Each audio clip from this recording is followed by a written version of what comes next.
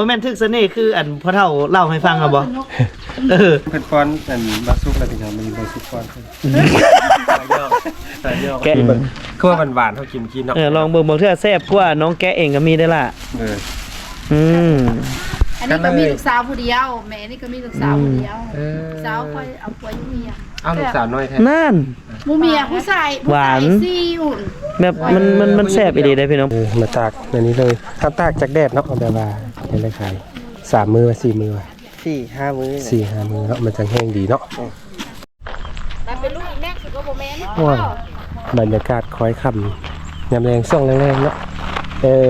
สบายดีคุณแม่อันนี้เป็นผู้ใดหลานวะหลานวะด้านชื่ออะไรกันเนี่ยคุณบินเนอร์ว่าไหมบินเนอร์เนาะบินเนอร์โอ้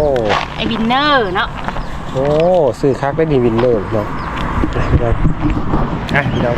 สบายดีพี่น้องมาพบกับบ่าวสุขสันต์อีก EP นึงพี่น้องตอนนี้บ่าวสุขอยู่บ้านปุ้งป่าตาพี่น้องเมืองคำเกิดแขวงบริคำไซน์เองเนาะมาพบกันเอาตรงก็เดินทางมาฮอดนี่พี่น้องมาแว่นี่ก่อนกลับอีก EP นึงพี่น้องไปเบิ่งว่าเพิ่นกำลังเฮ็ดหยังกันดูส่วงแรงๆพี่น้อง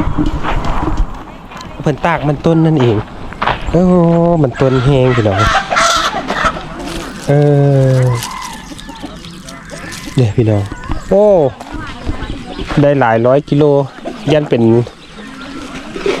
ยันฮอดอยู่เนาะเป็นต้น2ต้นเนาะต้นปลายประมาณต้นปลายเนาะดูมาตากในนี้เลยถ้าตากจากแดดเนาะแบบว่าเห็นได้ขาย3 มื้อ4 มื้อ4-5 มื้อ4-5 มื้อเนาะมันจังแห้งดีเนาะจังผ่านอยากจะเก็บแล้วเนาะ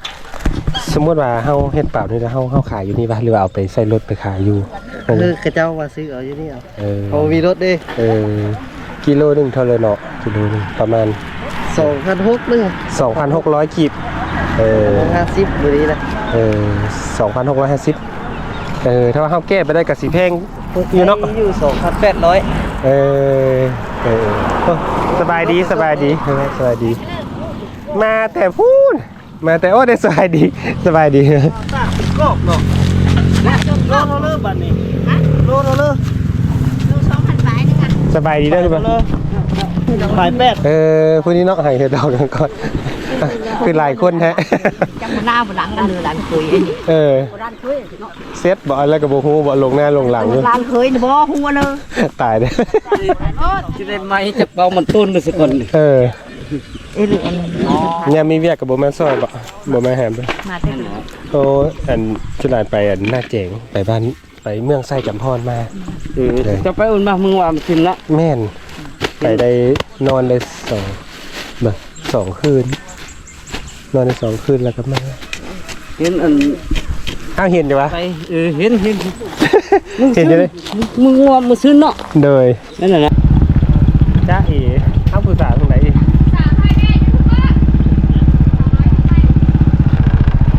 เซ็ตมาดิ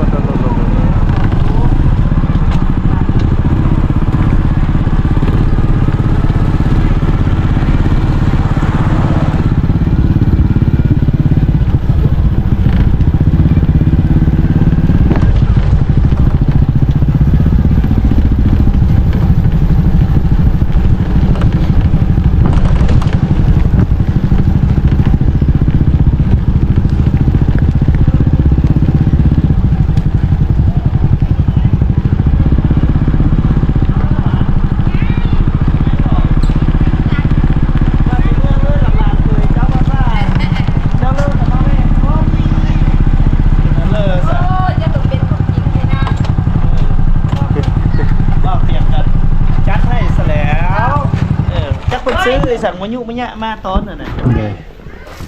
ทักทายสบายดีท่านเลยสบายดีพี่น้องสบายดีโอ้เป็นอะไรจังยังมาหาน้องปูนาอีกครั้งหนึ่งโดยแบบรู้สึกเอ็นดูรู้สึกว่าน้องนะฮะเนาะโอ้ มันสิบ่ข้ามบนบ่ฮึ ยาไปโรงเรียนมาเย็นกันอาหาร เฮาว่าเฮายังสิไปแนวใดก็ต้องมารับน้องเมื่อบ้านเพิ่นให้ได้ ต้องมาฮู้จักเฮือนซานเพิ่นป้าถามได้ว่า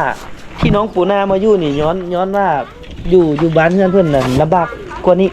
แล้วมาเฮียนพี่บอกเลยว่า บ่ จังเด้อ บ่แม่นนะลักษณะว่าคนเราบ่มีคนเหนือลูกไปเมื่อแล้วลูกไปไม่ได้ยังมีตัวลูกให้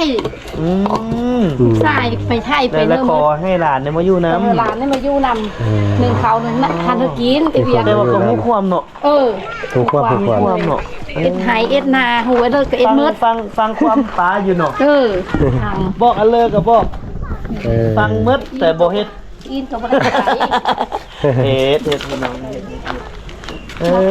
มื้อนี้ไปโรงเรียนนำ มีแต่ไปกินหันไปกินตำกินเด้อเห็นแม็กนั่นแล้วก็มาเข้ามา อยู่ฝากทางนี่ อยู่ห้านหั่นนะ บ่ได้ไปกันเลย บ่ได้เฮ็ดไปเอามาอยู่บ้านเขาเด้บ่เลี้ยงหมู มีหมูพร้อม น้ำลิ้นนี่น้ำลิ้นประจำหมู่บ้าน แม่ละ ไหลแล้วบ่น้ำไหลปกติปกติอยู่น้ำมาแต่ผู้พุ่นน้ำมาแต่ผู้แต่ขา ผู้สูง น้ำมาแต่ผู้แต่ขาโอ้ยบ้านผู้หน้าเฮงน้ำมาบ่สะดวก เดี๋ยวรอ อยู่บ้าน เรียนก็บ้านหนองอ้ออีเด้ ก็ไก่อยู่เนาะ กับ บ่ไก่บ่แล้วเนาะ อีไก่กว่าก็แต่ว่าอีล่ะไปน้ำรถขนส่ง อยู่นั่นก็อยู่ทงแปมาหน้าแปเนาะแล้วก็มาหนองอ้อก็ใกล้อยู่เนาะ ไก่อยู่รถจักรมาเคยบ่มีผู้อยู่นำ หลานมาอยู่นำ บ่มีผู้อยู่นำดาหลานมาอยู่นำลูกไผ่นี่ก็เจ้าคนไปไทย งั้นไปเฮ็ดเวียกกับพุ่น เจ้าไปหาเงินโอนคือนี่หาเงินยากลำบากว่ะไปคือเขายาก มาสาปูนาเฮียนจบเลยได้บัดนี้ป้าได้อยู่ผู้เดียว อย่างเจ้าแล้วก็อยู่ผู้เดียวคันอย่างเจ้า เพิ่นก็เที่ยวไปเที่ยวมาเนาะ แต่น้อยมาแต่ฮู้ความมาละเที่ยวไปเที่ยวมาเที่ยวไปเที่ยวมาตอนหันดาปิ้นเฮียนแล้วก็มาอยู่เมื่อเฮียนแล้วก็บ่ได้มาเซ็งเฮียนแล้วก็มา แสดงว่าเรากลับมาอยู่พี่ตลอดอยู่เนาะ มาตลอดอยู่เซ็งแล้วก็เมื่ออันนี้ก็เลยนะมือวันพุธหน่อยก็เมื่อล่ะมือวันคันจังได้มาได้เงินไปมาแม่เบียกผู้เดียวอ่านไปเลยนะพอก็ไปเบียกพอแม่ก็ไปเบียกพอแม่เมื่ออุ่นได้อยู่อีได้ พี่น้องเวลาผ่านมาแวบเดียวพี่น้องสบายดีพี่น้องน้องปูแน่สาบันปุ้งผัดตาวครับพี่น้องเบิ่งยังไงก็สวยพี่น้องสาวสวยบันปุ้งช่วงนี้เฮียนกับอาหารเนาะแล้วเนาะใส่ชุดเลยชุดวอกชุดวอร์มไปกิ้งแล้วบ่ได้กิ้งสั้นกิ้งยาวแล้วบ่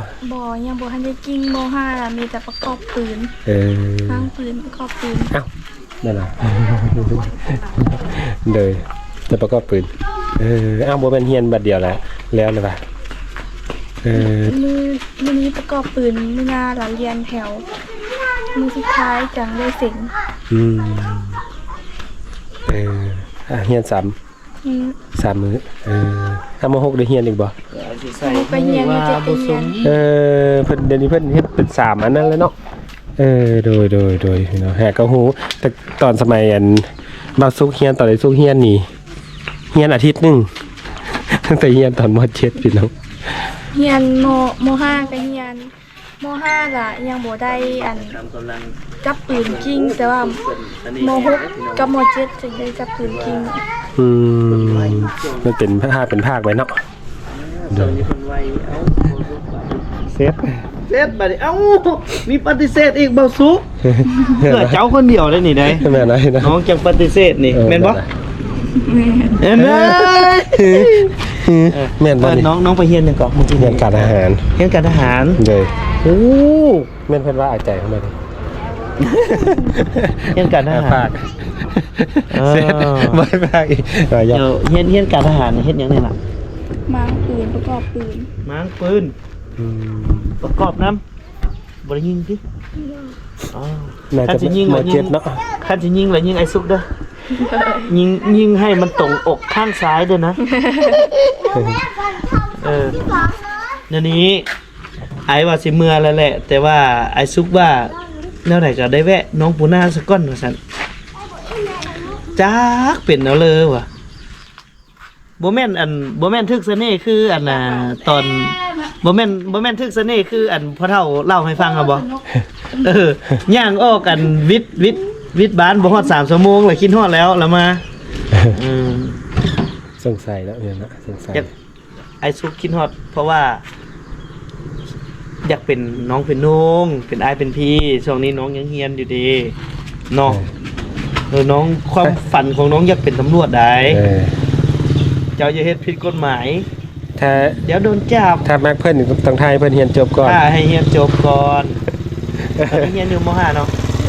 เรียนม.5 แสดงว่าเจ้าต้องท่าเด้อม.6 ม.7 2 ปีละไปเรียนตำรวจอีก3ปีเป็น5ปีแล้วรอท่าน้องพร้อมอีก5ปีเป็น10ปีไอ้ซุกก็สิตกอยู่ประมาณ40ปีเป็นบ่าวเท่าค้างบ้านพอดีเขาก็บ่เอาจ้อยแม่นบ่น้องปุ่นนะ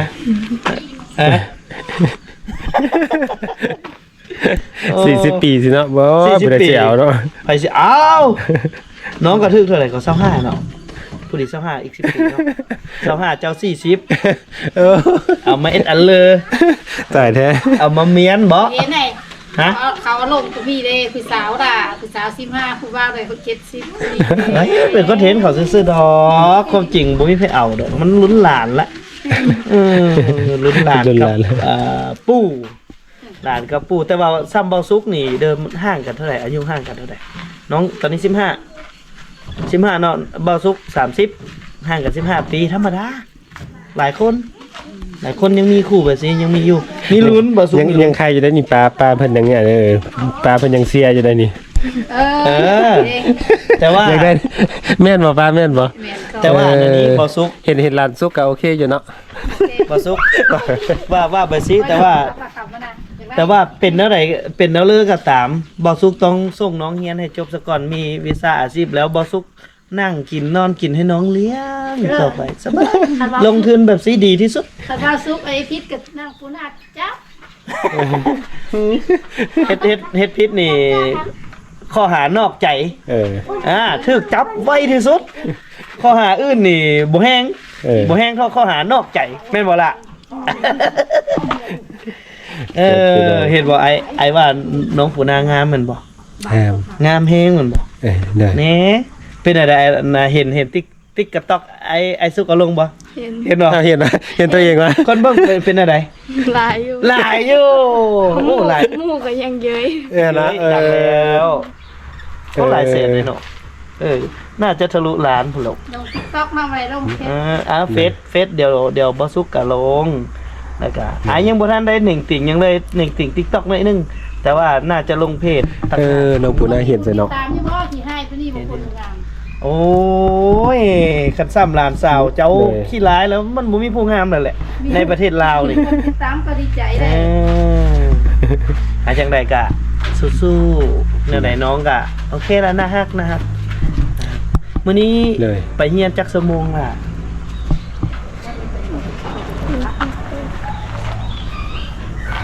TikTok นับมือแรง1 2 3เฮียน7 ชั่วโมง 7 ชั่วโมงบ่ต้องเบิ่งอันของไอก็ได้เด้อมันสิเหลื่อมตาเพราะว่าถ้าบ่ยิงไฟใส่บัดนี้เนี่ยความออร่าของน้องก็บ่เกิดนะบ่เตียงก็เลยอยากให้ความออร่าของน้องนี่มาโซอยู่ในช่องของพวกเฮาคือเบาสุขสันต์ครับเตียงคำหน้ากายเนาะดีใจบ่ไอมาหรือว่ารำคาญดีใจใครเด้คันรำคาญนี่เฮาต้องคิดใหม่เลยได้เบาสุขเลยแต่รำคาญตรงที่ว่าเอาเบาสุขมาจีบนี่แหละเนาะบ่เลยมีสิทธิ์แม่นบ่พอดีเลย พอดีเลยอีก สิได้มาจีบเพิ่นตลอด เห็นว่า เอาหยอกเอาหยอก เดี๋ยวส่งเสริมการศึกษาให้น้องเรียนจบซะก่อนเถอะ เลยประมาณ 2-3 ปีพี่น้อง 2-3 ปี ก็จบ จังไดก็มันไว้ก่อนได้บ่ภาษาละปลาภาษาละ ปลาเข้าในเฮือนเรียบร้อย แล้ว เข้าในเฮือนแล้วป้าห่วงเวลามาอยู่น้ำปลาห่วงบ่ ธรรมดา ธรรมดาอยู่เนาะไปลิ้นไก่ที่สุดข้ามจากหลังคาเฮือน บ้านเหนือ บ้านเหนือ บ้านเหนือนี่ประมาณจักแมตร บ่ได้ถามว่าไปเท่าไหร่นะไปจักแมตรนะพี่น้อง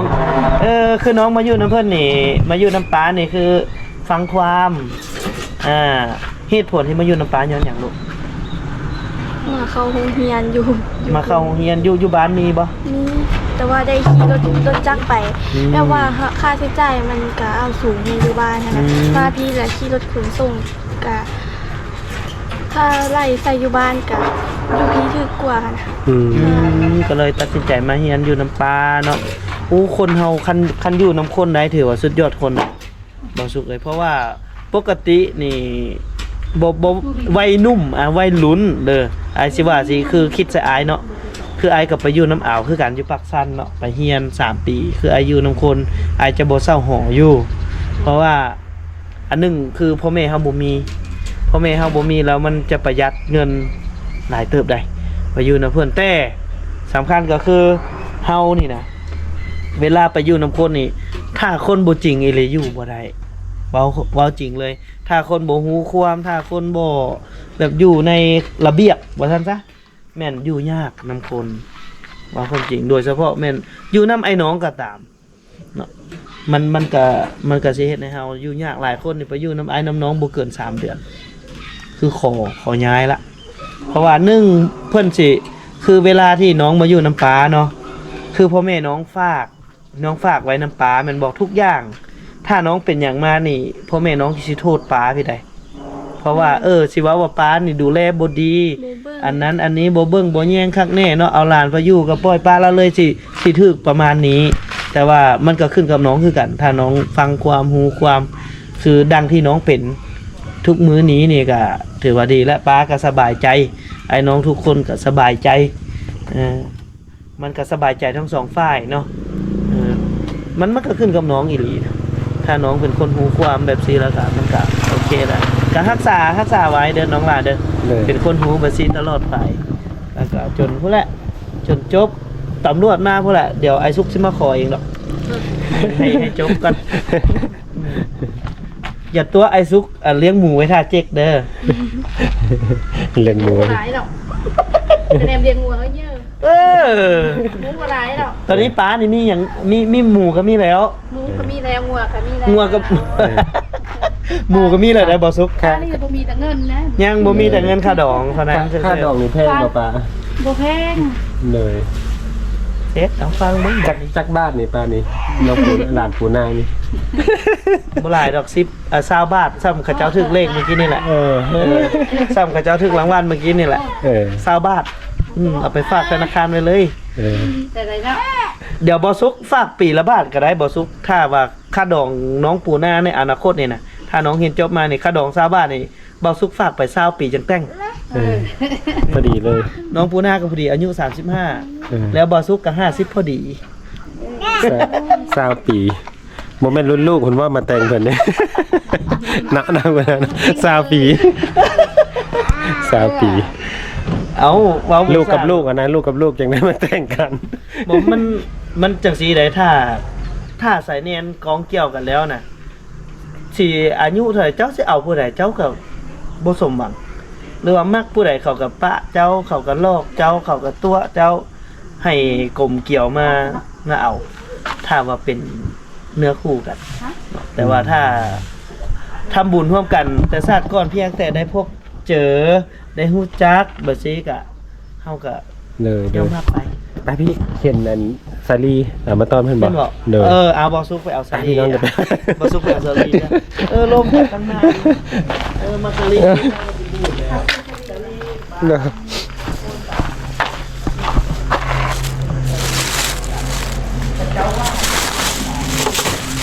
ได้ถามมาตอนอันป้ากับน้องปูนาอันอยู่เฮือนเฮาได้ปลูกบ่ป้า อ้บ่มีแห่งงาน เอาเขาบ่เขาเจออยู่ในแห่ง เด้ไอ้ทุกคืนแม่ตอนน้องครูนะกับปลา แล้วน้องบ่ต้องกิน อะไรกินแต่ ปลากินนะ บ่กะคือการทลา คนตามเอาเขากินตลอด โดย แซ่บได้แซ่บได้แซ่บ หวานเนาะ กูบ่มีแห่งงาน โดย ผู้เลยเยอะละไปมืด บ่ซุกบ่ซุกลองแกะจักหน่วยหนึงให้น้อง เซฟบัดนี้โดนนึงแล้วบัดนี้ แกะบางเทื่อน้องแกะเองนี่สิบ่แซ่บเท่าไอซุกแกะให้ได้แม่นบ่ เดี๋ยวขออนุญาต น่าเห็นเนาะน้องว่าดูเฮ้ย เอาแท้ เอาจังเบิ่งบัดนี้บ่าวซุก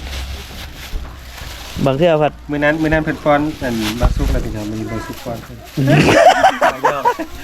แกะให้ก็พอแล้วตอนหน้าป้าได้หั่นได้เสียเลยเนาะ ตอนหน้าป้าได้กินหมูไว้อยู่เด้สิบอกให้ หมูเพิ่นมีแล้ว หมูมีแล้ว ต้องเป็นตัวงัวตัวควายเนาะป่ะเนาะ งัวควายก็มี ร้องลูกสาวค่อยๆกระที่ย่างใบตัวเยอะๆตัว20โลขึ้นเมือง เราเพิ่นลองสิเบิ่งคือว่าหวานๆเฮากินเนาะ ลองเบิ่งบางเทื่อแซ่บกว่าน้องแกะเองก็มีได้ล่ะอันนี้ก็มีลูกสาวผู้เดียวแม่นี่ก็มีลูกสาวผู้เดียวสาวค่อยเอาผัวอยู่เมีย เอาลูกสาวน้อยแท้ นั่น ผู้เมียผู้ชายซี่อุ่น แบบมันแซ่บอีหลีได้พี่น้องเป็นมักซะลีข้าวเหนียว พ่อแพทย์2ได้กินดูอยู่บ่ล่ะได้กินดูอยู่บ่ ธรรมดาสาวปีเราไปท่า ก็ได้กินอยู่เนาะบ้านปุ้งป้าเต่านี่ได้ปลูกบ่มักซะลีมีบ่ปลูกอยู่อ่ะปลูกอยู่ ผู้ไร แต่ เงิ ว่าน บ่น่านี่ ผู้รถมีแห่งงานผู้ใส่สวยกระเจ้าละปูเนาแล้วผู้มีแห่งงานผู้ใส่ผู้ยุ่งเงิน หวานอยู่เนาะ มันหวานน้ำเบาซุกนั่นแหล้วแกะให้การบ่แม่นเบาซุกแกะให้นี่บ่หวานปานนี้นั่นล่ะกินให้เบิดได้เด้อ โดย อย่าสิเอาไปทิ่มให้ตัวหมูได้ กินให้หมด บ่ซุกบ่ซุกเมื่อแล้วผัดไปทิ่มให้ตัวหมูเสยอยู่เนาะ เค็มเท่าไหร่อีกแล้ว เค็มขี้มือบ่ซุกนี่แล้ว มันเป็นลางเท่าไหร่อีกแล้วหวานอยู่เนาะแม่หวานอยู่ เลิกตอนจังโมงล่ะตอนน้องเลิกตอนจังโมง 3 โมง ตอน3 โมงครึ่ง ก็คือแต่เช้าล่ะมีรถอันนั้นเนาะรถขนส่งเพิ่นมาไปโรงเรียนอยู่พุ่นตาลโตเฮาแวะซื้ออันซื้อสาลี เฮียนอยู่เฮียนพุ่นตาลพุ่น มาสอบคำเกิดเนาะ มาสอบคำเกิด คือบ้านพุ่นตาลนี่เป็นบ้านที่ว่าเพิ่นตั้งเมืองคำเกิด จุดแรกเลยเด้อพี่น้อง ก่อนที่จะย้ายไปอยู่ลักซาวเนาะแต่ก่อนเพิ่นก็ตั้งตัวเมืองอยู่บ้านพุ่นตาล จึงมีมสคำเกิดอยู่จุดนั้นเนาะซึ่งประวัติสิเป็นจังไดเดียวเอาไว้โอกาสหน้าถ้าทีมงานพวกเรามีโอกาสและสิไปแสวงหาข้อมูลจากเจ้ากกเจ้าเล่ากับเจ้าอยู่หั่นแหละพี่น้องเอ้ยเพิ่นยังอยู่เจ้ากกเจ้าเล่าหัวหน้าเผ่าอยู่หั่นก็ยังมีอยู่ได้ยินเพิ่นเว้าอยู่ ยังมี พอเฒ่า พอเฒ่าเพิ่นยังเล่าให้เฮาฟังได้อยู่เดี๋ยวบ่เดี๋ยวครับจะไปเอาประวัติการตั้งเมืองลักซาวเนาะหรือว่าตั้งเมืองคำเกิดในเมื่อก่อนมาให้พี่ให้น้องเพื่อให้ลูกให้หลานนะผู้ที่เกิดใหม่ใหญ่รุ่นดังเช่นคือน้องนี่ฮู้บ่ฮู้แม่นบ่นี่เอาไว้ให้น้องได้ศึกษาเรียนรู้จากคำบอกเล่าของผู้เฒ่าผู้แก่ของเจ้ากกเจ้าเล่าเจ้าซนเผ่าเนาะหัวหน้าเผ่าว่าซั่นซะว่าให้ลูกหลานได้ศึกษาเรียนเนาะเช้ากับค่ำแล้วเนาะเลย เช้าเดี๋ยวขอบน้องซะ ข้าวมา บ่ แต่แล้วนี่ขอบใจหลาย กินข้าวจะเกลือแล้วกันเด้ ขอบใจเลยเอาไว้โอกาสหน้าเดี๋ยวสิมากินยาม เพราะว่าเอาไว้งวดนี้เอาไว้ให้เฮาคิดฮอดก่อนเนาะเอาไว้ให้น้องปูนากะยังให้ไอเตียงค่ำยังให้ไอซุกมากินข้าวน้ำเด้แบบสิแต่จังค่อยนัดกัน เบอร์ก็มีแล้วแอปก็มีแล้วแบบสิกะเดี๋ยวเอาไว้โอกาสหน้านะบอกไอซุกเนี่ยว่ามาเมื่อละมาเด้อ เมื่อเรามาอีกเด้อ ๆเลยเลยนะ สั่งเบาซุกเด้คนโสดไปน้ำกับแบบซีเลยพี่น้องเลยเขินเนาะบาซุกนี่เขินเลยพี่น้องว่าน้องปูหน้าเขินบาซุกนี่เขินน้องปูนาโอเคได้น่ารักบ่ แม่นตาฮักขนาดเลยเป็นตาฮัก เป็นตาฮักตอนใดเบาซุกคิดว่าน้องเป็นตาฮักตอนใดตลอดเลยที่บาซุกเห็นเพิ่นตั้งแต่ตอน ตลอดเลย ตั้งแต่มาเทื่อก่อน คารม แล้วก็มาฮอดทีนี้อ้าวอีหลีก็อีหลี เอาเดี๋ยวล้ำลาเนาะ แล้วก็เด้อน้องปูนาเดี๋ยวสุด บ๊ายบาย ครับก่อนบ๊ายบายพี่น้อง น้องพี่น้อง ข้าวก่อนเด้